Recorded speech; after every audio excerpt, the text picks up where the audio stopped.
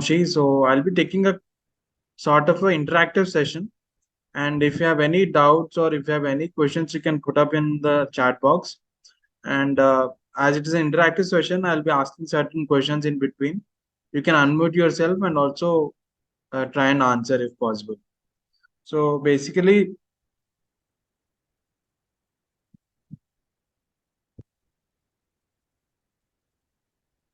just a second.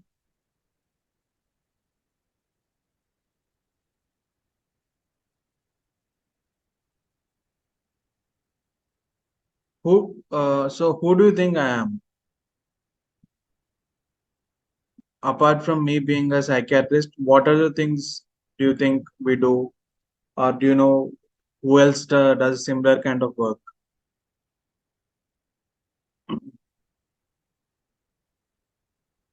So basically,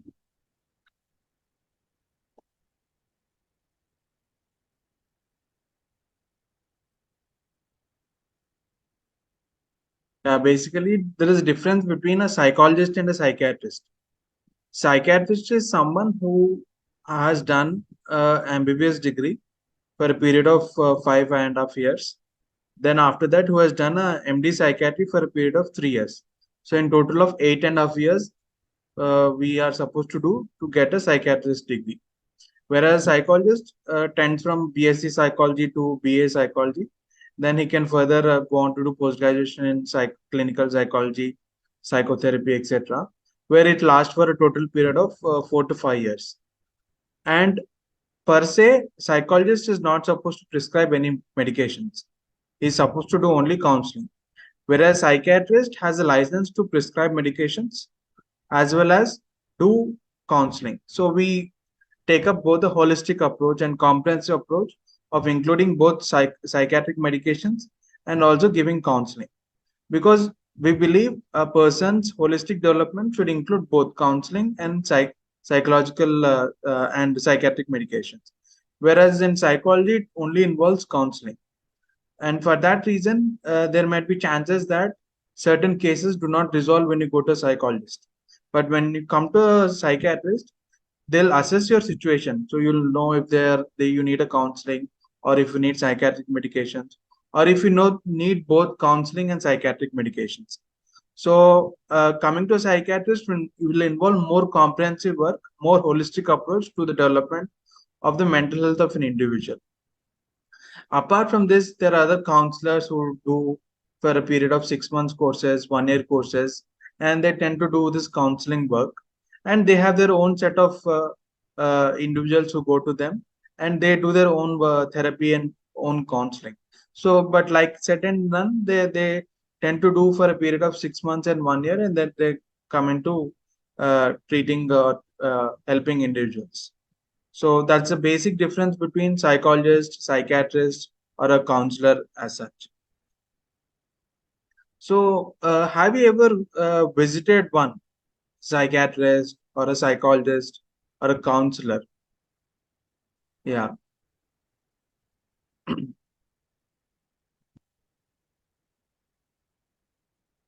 Yeah, uh, you can unmute yourself.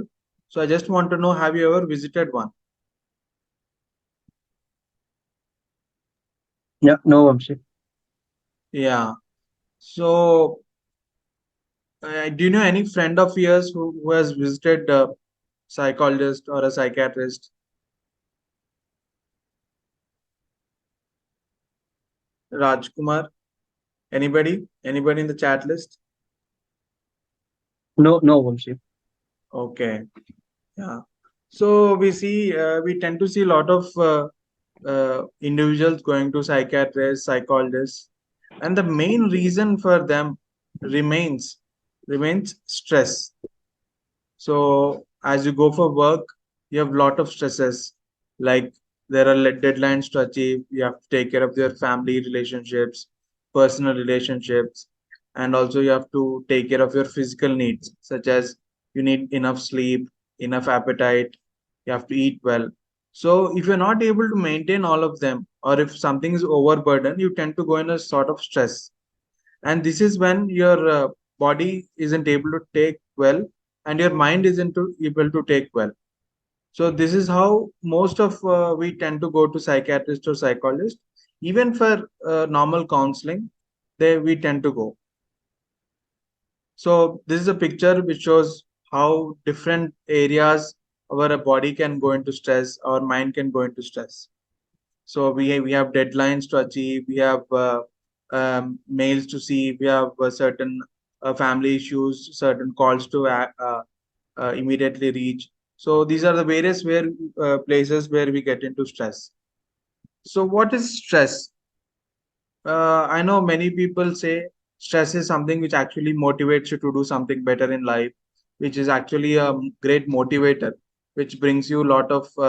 If you're lazy, it brings you, it makes you active. You tend to start working.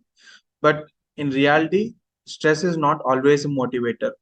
Stress can be either two types. It can obviously build you better, and at times it can totally deplete you. You can stop. You can stop working well. Your performance will decrease. Your efficiency will decrease. So stress is like a double-edged sword. One time maybe it's better for you, or maybe at times it is bad for you.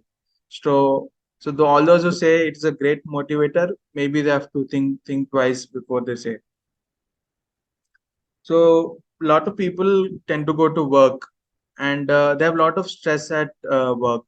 It can be workload related, and as we are not in the decision making levels, we don't get to tell our say. We don't tell uh, have our say in decision making.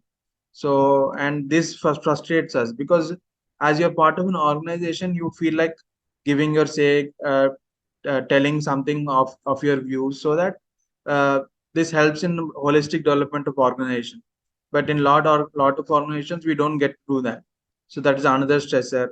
Insecurity, job insecurity. So uh, we see a lot of layoffs coming up, pink slips coming up. It's because we don't have an proper job, proper and permanent job. So we don't know if we are having a job today, it might be not there tomorrow. And if I do a mistake, maybe somebody might fire me. So these are other insecurities which causes a lot of stress. Interpersonal conflicts. So there might be conflicts among the colleagues, among boss and the colleagues, or the employees and the employer. So these should be handled. And we don't tend to see a lot of appreciation and recognition from our bosses towards the junior employees.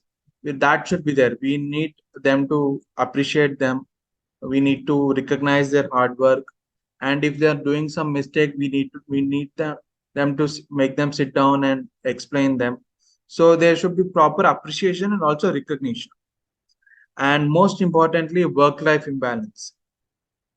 Like we know, we tend to work for a period of 8 to 12 hours every day in work, and then we go back to our normal life, where we have to be with our kids, be with our families.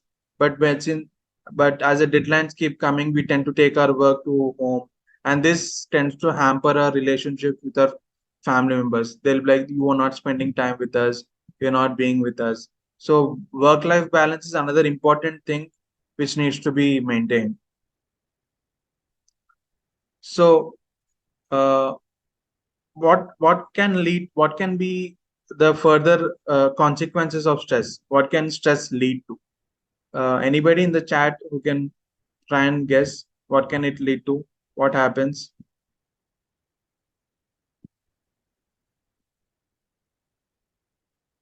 So it leads to basically reduced performance, increased absenteeism, and high employee turnover. So when you have a lot of stress, obviously you're not coming to the work, and you don't tend to do well, and this leads to decreased efficiency and increased absenteeism. And many people don't uh, be a part of your organization because there is no proper work life balance in your organization. So another reason for not having good turnover rates in organizations. And apart from that, we have a lot of physical illnesses. You know, hypertension, obesity, diabetes. We have orthopedic diseases like osteoporosis, and we have cancers. major number of cancers are because of stress related cancer. Stress remains the major trigger for cancers. We have a lot of respiratory disorders like COPD, asthma, which are all related to stress related triggers. And we have a lot of cardiovascular disease, heart attacks. We see a lot of sudden heart attacks in high performing individuals. It is all because of stress. They are not able to handle stress and they end up becoming getting physical disorders. Apart from that, we also have a medical mental health disorders. And as you know, this movie, a famous movie, Telugu movie, he was having a dissociative identity. We usually call this multiple personality or split personality. So the major reason for this happening in that person was stress. If you actually go through the movie, whenever he was having these episodes, he was having a stress as trigger. So in my practice, I see around at least 5 to 10% patients who are having dissociative cases. They might be having dissociative amnesia, split personality or multiple identity disorders, multiple disorders of seizures. They as if they do as if they are faking a disorder. Right, aparichitudu. Right. So that is in this movie where a person was having multiple personality. So apart from that, we also have bipolar disorder. This movie is three, as you must be knowing. In this, Dhanush was going through a phase where he was having both, where he was fully excited, fully happy for a period of 1 week. Then he used to fall into depression, where he used to feel low. So basically, it's a pole. One time he feels extremely happy, one time he feels extremely low. So this is usually seen in bipolar disorder, and bipolar is also due to stress. Stress can be a major trigger for bipolar disorder. And do you know around 2 to 3% individuals have uh, bipolar disorder? That is, if your class is around 100 people, three of them tend to become bipolar disorders. So, and there is a famous personality in Bollywood and Hollywood who has bipolar disorder, like Honey Singh uh, and Robert Downey. So it's pretty common, and people tend to come with bipolar. And when they have bipolar, it is extremely tough to take care of them. It is extremely tough to handle them. And there's another movie called Karthik Calling Karthik. So in this, person has hallucinations. So he feels somebody is calling on the phone, is somebody striking, talking to him, and somebody is trying to tell him something. This is all part of schizophrenia, and we have around 2 to 3% individuals having schizophrenia. And the major reason for schizophrenia, apart from genetic causes, is also stress. So like that, we have lot of people who are having not just depression, anxiety. We also see cases of dissociative identity, bipolar, schizophrenia, and this is pretty common. We see a lot of beggars on the road. They are as if talking to the world, talking around. They are actually well, extremely well studied, extremely educated individuals who are left on the road because they are having schizophrenic symptoms. Schizophrenia will make them ruin their life. So this is another reason where stress should be handled if you are not supposed to get schizophrenia. Right. This is a movie called Mahanati. In this, she was an extremely popular actor, but suddenly due to stress, due to breakup with her husband, due to certain stressor, she started becoming an addict, alcohol addict. And like and she became an alcohol addict. She lost all her property, she lost all her money, and she eventually died. So stress can eventually lead to addiction. Not just alcohol. We have a lot of people having smoking addiction. We have cannabis addiction, and other new types of drugs are coming up. So stress is again the major reason for addictions as well. She's a famous Hollywood actor, where on the left side is when she was having no disorder, when she started going through a lot of stress because of her relationship issues, and then she started becoming something right on the right. And unfortunately, she died at the age of 27. She is a famous Hollywood singer called Amy Winehouse. So, and the disorder which she had to go through was eating disorder. So, a person who is so popular, so good at her work, just because of one stress, she didn't go to the proper doctor. She couldn't consult a doctor. She couldn't get treated, and immediately she went into eating disorder, and she ended up dying. So this is another reason why we have to take care of our stress. Immediately consult a doctor, consult a psychiatrist immediately. And most of them, those who are having bipolar, dissociative identity, schizophrenia, they happen to die. And it is said that around 7 lakh people die by suicide every year, and most of them end up committing suicides. That is, one in every 100 deaths are the result of suicide.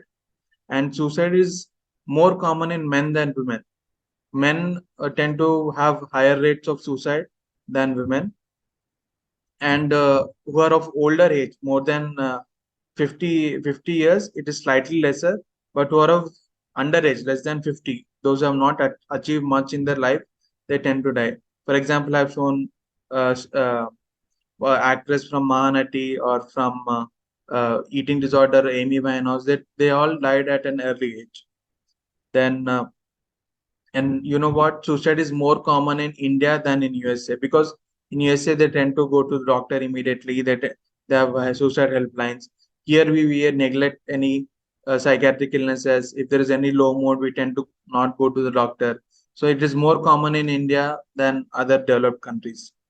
And depression has 20 times more chance of committing suicide than something which has no disorder. So depression can have 20 times more chance of having suicide. Yeah. However, there is not everybody who has psychiatric illness ends up dying. So there are certain cases who have done well, who have done achieved a lot, even though they had psychiatric illness. So this is called John Nash. He is a famous economist who had schizophrenia at an early age, but he went immediately to a psychiatrist. He got treated. He was on medications, and he won Nobel Prize in economy. So even a person with schizophrenia can end up getting some Nobel Prize in economy if you are treated early at the right time, if you go to a proper doctor. And he's one of the famous Hollywood actor Robert Downey. He has bipolar disorder. Even though he has bipolar disorder, he takes medications. He comes to the set. He acts well. Now he's one of the highest paid actors in Hollywood. So what is the reason? Why do they get better even though they are having psychiatric illness? That too, something as dreadful as bipolar and schizophrenia is because early detection. They are able to come immediately to a doctor, immediately to a psychiatrist, and get treated. And we all know Deepika Padukone went through a lot of depression. Now she is one of the actor who has around 500 crores as her revenue. So a person who's going through clinical depression for a period of 6 months, 1 year, she didn't end up committing suicide. She rather went to a doctor. She went to psychiatrist. She took medication. She went. Now she's doing really well, and she's now earning so much. Right. Now coming to this famous legendary bowler called Wasim Akram. Wasim Akram, in one of his autobiography, he told that he was an addict of cocaine. So a person who was physically so athletic, was actually an addict of cocaine. So how did he get out of this? So he immediately went to a doctor in Australia. He went to counselor. He went through rehab sessions. He came out of it. Now he's one of the leading commentators in the world, and we all know how good he is in bowling. So, like I've said, there are so many people who still have come out of depression, who have come out of addiction, who have come out of schizophrenia. So, how did they actually beat it? How did they actually get out of this cycle? How did they get better? So, there are actually two reasons. One is identifying early signs. So we all know there are a lot of people who suddenly have low mood, who are unable to sleep well, who feel as if as if they're having headaches suddenly without their knowledge, who suddenly have appetite issues, or who feel like not going to the work. So we have to identify early signs, and many a times the patient or the individual cannot identify them. Here is where your colleagues, your family members are important. If somebody is not feeling well, ask them why are not well, why, what's happening to you, what is wrong with you. Ask them twice, ask them thrice. So be with them. Obviously, if somebody is not well, they'll not come and tell you why they're not well. Because usually in mental disorders, they have this thing called they're all fine, nothing's happening to them. But the importance is here, the attender and the colleagues who have to be with the patient, be with the individual, talk to them. And if you find anything wrong in the individual, tell them to consult a doctor, tell them to consult a psychiatrist immediately, talk for some time. And and experienced psychiatrist or any proper qualified psychiatrist will able to identify if it's a normal depression for 1 2 days, or it's a proper depression where it's there for 2 3 weeks and it needs medications. Because everybody has their ups and downs, because sometimes you are low for half a day, 1 day, 2 days, that's all fine. But if it's prolonged for 1 2 weeks, then we have to immediately treat, because they might end up committing a suicide, doing something, or which is not needed, and it might harm the family. So this is where you have to immediately send them to psychiatrist. They will evaluate what is the need, what actually is happening, and based on that you tend to get better. So identifying early signs is most important, not just for the individual, but also the colleagues, family members, and also who is around the family, right? And most important thing is, so a person is having stress. From stress, he starts to have psychiatric illness. Suppose he has depression, anxiety, bipolar issues. Sometimes they may end up becoming schizophrenic. And if you don't treat that psychiatric illness, it again further aggravates into another form of stress. And as this stress leads to further aggravation of psychiatric illness, so it's a vicious cycle. So if you don't break that cycle, if you don't break that flow of stress to psychiatric illness, it is very difficult to a person to get better. So a person, if he's having any stress, he needs to be immediately consulted. He needs to be taken to a doctor, taken to psychiatrist, so that he gets better. So breaking the cycle from stress to psychiatric illness is extremely important.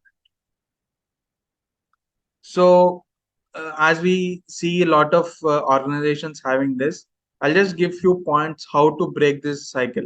So one is open dialogue. So a colleague should be friendly with their colleagues, with their other employees, or who are subordinate to them, or or if family members who are having have to have good relationship with other family members. So they have an open dialogue, talk to them, support them when they need, when they have any kind of stress. It can be any kind of stress, it can be very little or small to you, but it can be very big to the individual. So we have to be careful. What is small to you may be big to them, so you have to be careful. And second is take timely breaks. Take take 1 2 day off per week. Every 1 2 months, take a day off, take 2 days off. Go out with the family. Family bonding is important. This is where your workload management is extremely important. And we suggest flexible working hours. So maybe you can work from home, or you can work from nowadays staycations are happening. You can go to a remote area where internet is available. You can do work from there, take a break off, go there, work in the morning hours, and you can have something else, or you can party in the evening hours. So we should have flexible work arrangements. We should not be strict that you should come to office, you should stay in the office, don't go elsewhere. Four is training and development. They need constant training from mental health experts, psychiatrists. So on how to deal with, uh, we can have a session on depression, one for an hour. We can have a session on anxiety. We can have a session on parenting skills, on how to take care of kids. We can have a session on identifying early child psychiatric illness, such as attention deficit or autism in children, for parents. So they should be having constant training and constant development, because one, if they know there is some disorder of this sort, then they'll come to a doctor. They'll come to a psychiatrist. So you only see what you know. So if you don't know there's some disorder like this, it's extremely tough for you to go to a doctor or even think of something like this could happen. So training and development from a qualified psychiatrist or a health expert is needed. And take take yourself, small goals are important. Appreciate yourself. It can be, suppose I, if this session goes really well, I'll just go out and have something nice. So even in a small session, appreciate yourself. If you're a head of an organization or if you're leading a team, appreciate others. Even if it's small thing, appreciate others. Appreciation is a great motivator, and you should recognize their work. Even if it's a small thing, try to recognize it. It can be a small thing for you, but for them it can be a huge thing. So appreciation and recognition are is like equally important. And like I have said, involve the employees in having a proper judgment, proper decision making, because as they're part of the employees, they want to be equally part of the organization. So try to involve them, try to have their say, try to have what they want to say, what they want to talk. So this is also equally important. If you do something like this, especially in workplaces or especially in workspaces, the stress to psychiatric illness can be taken care, can be sort of taken care. So these are few methods where we can take care of stress not converting into psychiatric illness.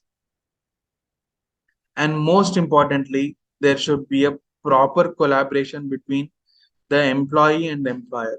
So if there is no proper collaboration, there's no proper friendship, proper relationship, then it is very difficult for a workplace to become successful and the organization to become successful. Right.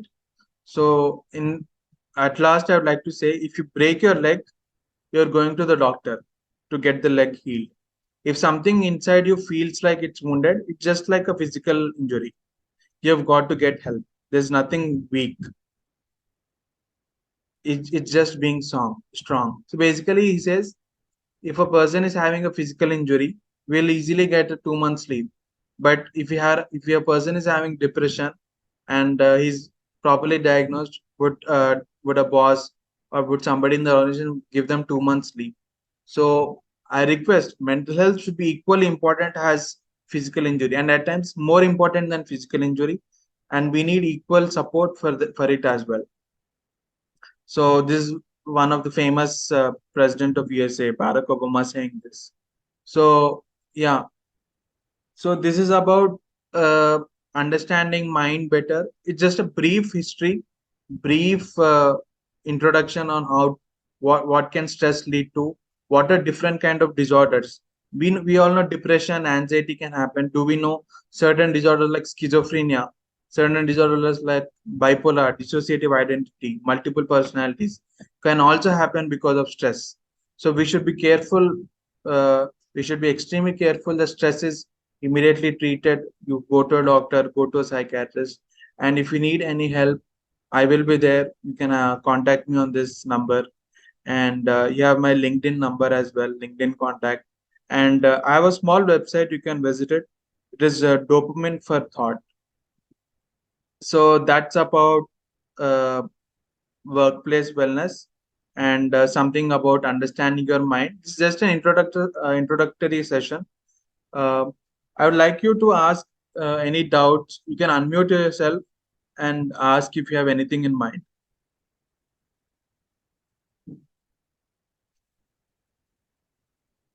Anybody?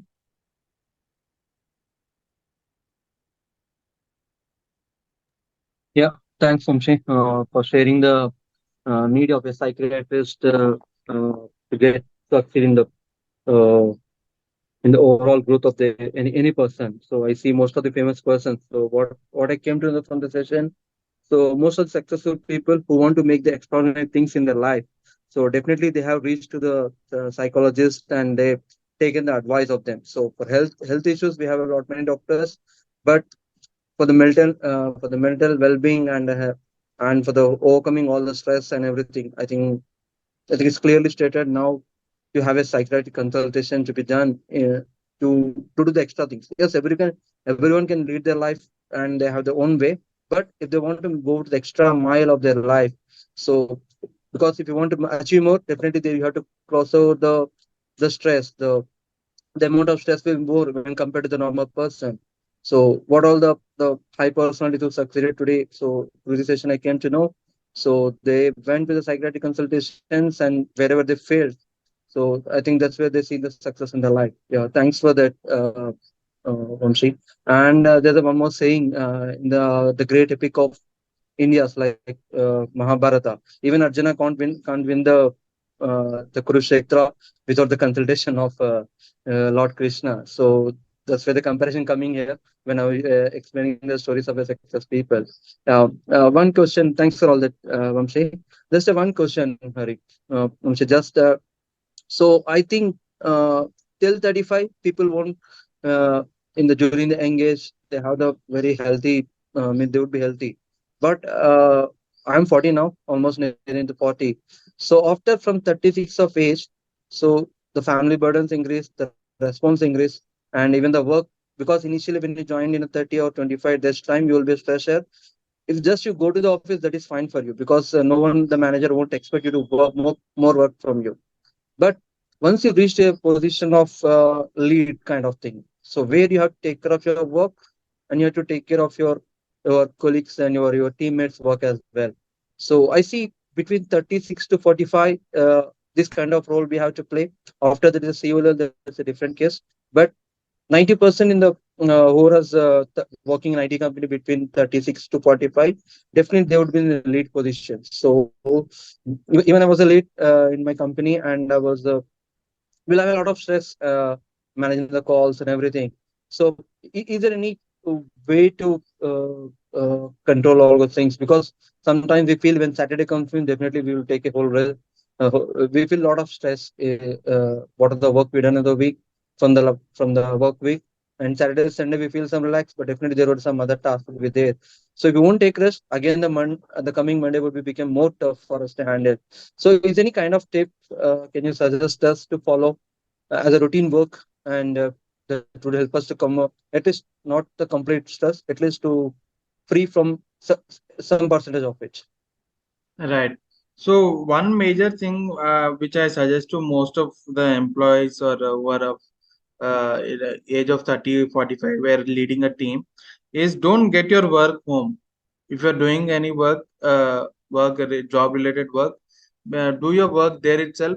Let it take lot of time. Let it be till 11 o'clock, 12 o'clock. But if you have only come back if you have completed your work, don't take anything back home, and it will cause lot of distress among the family members, among your children. So because they'll be waiting for you, they will be needing your time, they'll be wanting your attention to be there. So if you get back something home, it might cause lot of distress. So one way to is maintain your schedule properly, where you want to keep your work in your offices and your personal life at homes. So if you mix both of them, it might cause a lot of distress. That is one thing. And second thing is take timely breaks. It can be weekly or every 15 days or monthly breaks. You can take a staycation also. You can go out, you can work in the morning hours, and you can roam around in the evening. But constant breaks helps you distress yourself, helps you think better. Actually, lot of fatigue happens, lot of block or burnout happens. So to get rid of burnout, you need to have constant breaks. Go with your family, go with your friends, go for 2 3 days, but come back fresh with a fresh mind. So constant breaks and constant work life balance, work and personal life balance should be there. So this should be one major reason why these are two reasons, two things which can help you in becoming a good boss and good and maintaining work and life. Yeah. Any other doubts? Thanks, Vamshi, for that. Yeah. And I have one more thing which I want to bring to the table, Vamshi, because before COVID, we used to have uh, the time for the work hours, mostly in the IT company. So right now we came to the hybrid model. Right now, previously is complete work from home. Hmm. So we see a lot of difference in the workplace what we're handling today. So, Hmm. is there any suggestion for that? Means, even we got all the everything is virtual nowadays, and uh, we see if you're in the office, definitely we have a meetings and everything. And so, what happened, right? As a working home, we can't even if you want to take a call, it will be only 1 hour, 10 minutes, 5 to 10 minutes discussion will happen. But if it's a one-to-one meeting, we can spend hours and try to resolve the things. So, in that, I seen some people are getting into more stress of that. Right. Yeah. So So they're not able to manage calls. That's what yes, you're saying. yes, yes, yes, yes. Means is any so because I feel with that state of mind, they're not able to perform well, and as well as it's affecting their whole career. Acha, acha. That's because work from home has certain problems because you have family to take care and you're not able to manage. Maybe that is why you're not able to go through the calls. So I suggest you put one proper time in which nobody disturbs you or nobody comes in between your work. So if you fix a time in which everybody understands that you are in work mode, so that will be better for you, and that will have make you go longer in calls. Yeah, Yeah. Thanks for that. Vamshi. yeah. Thank thank you everybody. You have any doubts or if anything to ask?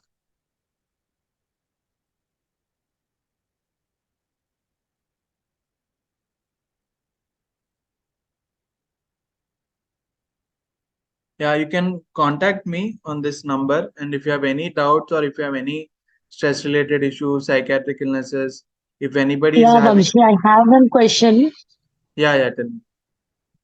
Vamshi, uh, like nowadays the kids are they're taking so much of pressure from studying in their studying, like how they can manage those things.